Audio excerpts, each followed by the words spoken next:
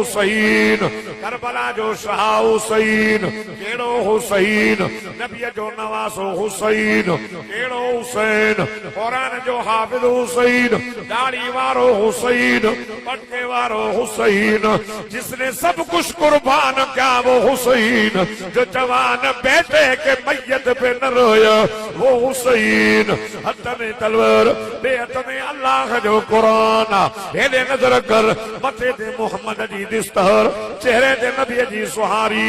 जबान ते अल्लाह जो कुरान जारी पानी न मिलो परवाह ना गे सिमर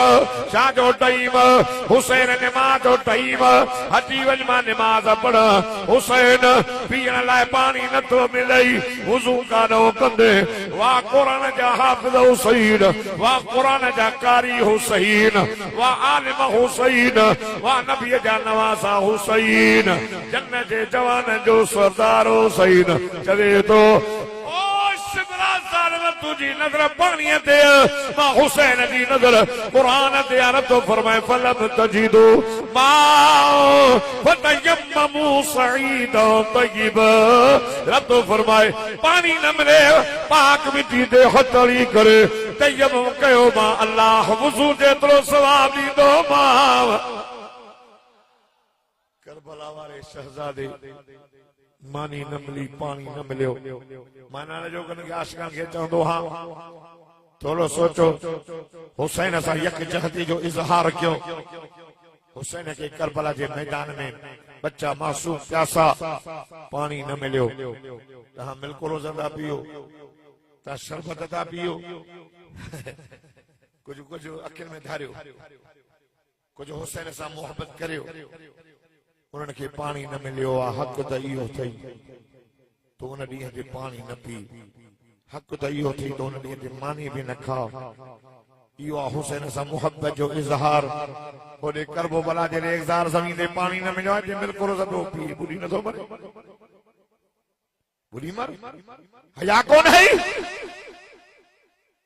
शहीद ज़िंदा उन जे लाइ बि मातम करी सुभाणे शाम खटू सिधियूं अज रात खट ऊंदी खीरो हराम भंग हलाल हक न चवा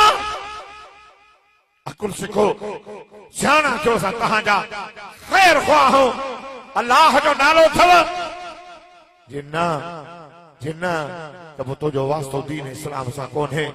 छो त करबला जी तारीख लिखण वारो यहूदी हो 200 साल का पोइ लिखी आहे उन जे तारीख ते तो यकीन करे वेही रहियो अल्लाह जे कुरान ते नजर ना है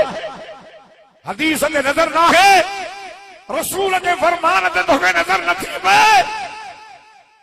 हुसैन पानी न पी तो तू भी न पी असा सुन्नन के हुसैन सा प्यार हो अजो अलाए केतरन सुन्नी लखन मुसलमान जे बात ते रोजो हो सुभाणे अया वधी रोजो रख पान फरमाए को द मुहर्रम हराम ते इमाम हुसैन जे शहादत जे करे दही के इज्जत न मिली दही मुहर्रम मुंडका दी इज्जत इस्मत वारो दिहाड़ो इन नियत हुसैन साईं के रब शहादत दई अया भी हुसैन जे मकाम के बुलंद बाला तर करे छड़ियो शान वधो न त जने अल्लाह जमीन आसमान ठाही त 10 मुहर्रम जो डी हो वण पैदा था 10 मुहर्रम जो डी हो